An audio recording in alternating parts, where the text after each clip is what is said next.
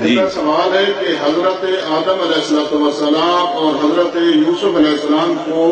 جو سجدہ کیا گیا تھا اس کی کیا حقیقت ہے؟ میرے محترم، ایک مسئلہ بڑا چلتا ہے کہ کسی کی عبادت کے طور پہ سجدہ کرنا کسی کو جائز نہیں سوائے اللہ کے، لیکن تعظیم و تکریم کے لیے کسی رہبر کو کرنا، نبی کو کرنا، امام کو کرنا، کسی مرشد کو کرنا، کسی پیر فقیر کو کرنا، اس کو سجدہ تعظیمی کہتے ہیں۔ لیکن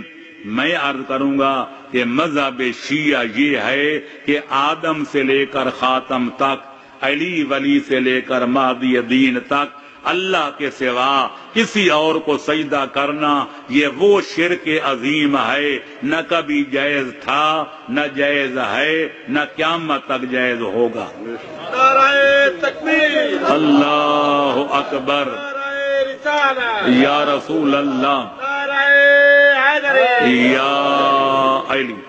تو میرے دوستو ابھی نعرہ نہ لگاؤ، بات پہلے سمجھ لو۔ یہ دو واقعے پیش کیے جاتے ہیں، جو پیروں فقیروں کو سجدہ کرتے ہیں، جو مزاروں پہ سجدہ کرتے ہیں، جو علموں کو سجدہ کرتے ہیں، جو ذوالجناح کو کرتے ہیں، وہ کہتے ہیں آدم کو سجدہ فرشتوں نے کیا کہ خدا نے کرایا، حضرت یوسف کو ان کے ماں باپ نے سجدہ کیا، ان کے 11 بھائیوں نے کیا، تو جب آدم کو سجدہ خدا کرائے وہ جائز ہے کہ ہم اپنے پیروں فقیروں کو کیوں نہ کریں؟ تو گزارش یہ ہے، نہ میں وارث علم قرآن ہوں کہ نہ آپ۔ پہلے آپ نے نعرے لگا کے سنا تھا میرے تمہیدی بیانات کو کہ پیغمبر اکرم قرآن کے ساتھ اہل بیت کو چھوڑ کے گئے تھے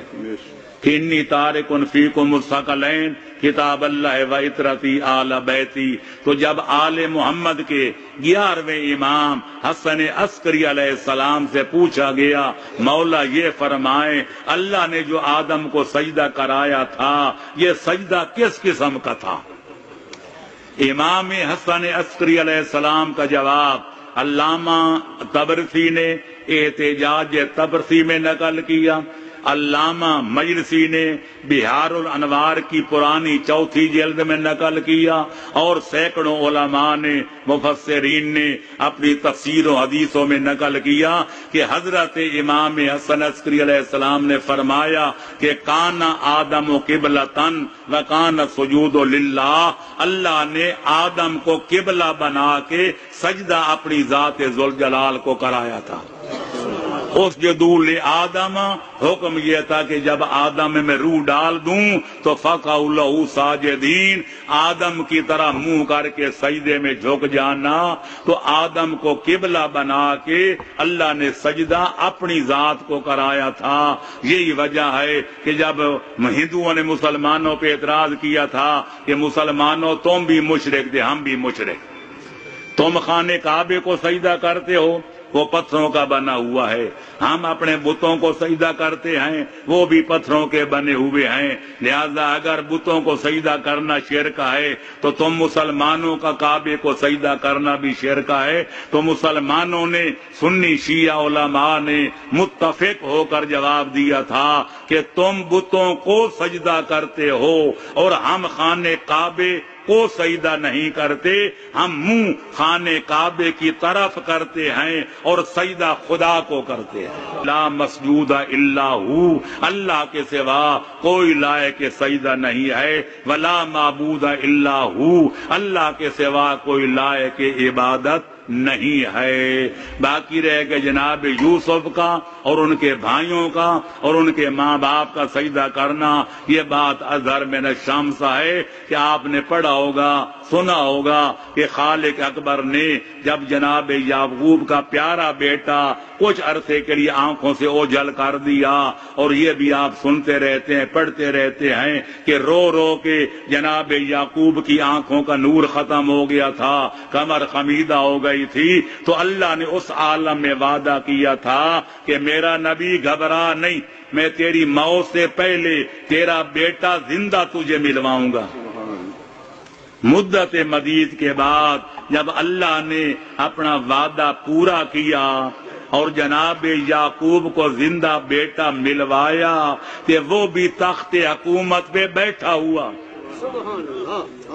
تو جناب یعقوب نے پہلا کام کیا کہ خالق اکبر کے سجدہ شکر میں پیشانی رکھ دی. اے میرا پروردگار، میں تیرا شکر ادا کرتا ہوں کہ تو نے آج اپنا وعدہ پورا کر دیا، مجھے زندہ بیٹا ملوا دیا، اور وہ بھی تخت حکومت پہ بیٹھا ہوا، کرسی اقتدار پہ متمکن. تو لہذا سجدہ شکر تھا. اور علماء لکھتے ہیں، میں نے بھی اپنی ذات المعاد میں لکھا ہے کہ جب آدمی حج پہ جائے، زیارت پہ جائے، جس معصوم کے مزار مقدس پہ جائے، وہاں جا کر پہلا کام کرے، کعبے جائے یا کربلا جائے، نجف جائے یا کاظمین جائے، مشہد جائے یا قم جائے، جا کر سجدہ شکر بجا لائے کہ اے مالک، میں تیرا شکر ادا کرتا ہوں کہ تو نے مجھے اپنے امام عالی مقام کی زیارت کا شرف عطا کیا. لہذا یہ سجدہ شکر تھا کہ وہ آدم کو قبلہ سمجھ کے سجدہ کرایا گیا تھا. نہ وہ آدم کو سجدہ تھا کہ نہ یہ یوسف کو سجدہ تھا. ورنہ بڑی بات ہے سوچنے کی، میں نے تفسیر میں لکھا ہے، آج 15ویں صدی کا گناہگار مسلمان یہ گوارا نہیں کرتا کہ اس کے ماں باپ اس کو سجدہ کریں.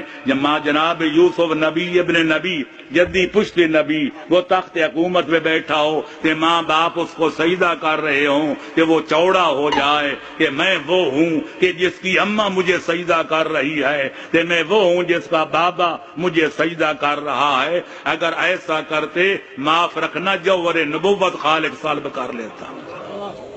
لہذا ایسا نہ کبھی ہوا کہ نہ آئندہ ہوگا. نہ وہ سجدہ جناب آدم کو تھا کہ نہ وہ سجدہ جناب یوسف کو تھا. یہ سجدہ خدا کو تھا. آدم قبلہ تھے، وہ سجدہ خدا کا تھا، اور جناب یوسف کو زندہ دیکھ کے سجدہ شکر ادا کیا گیا تھا.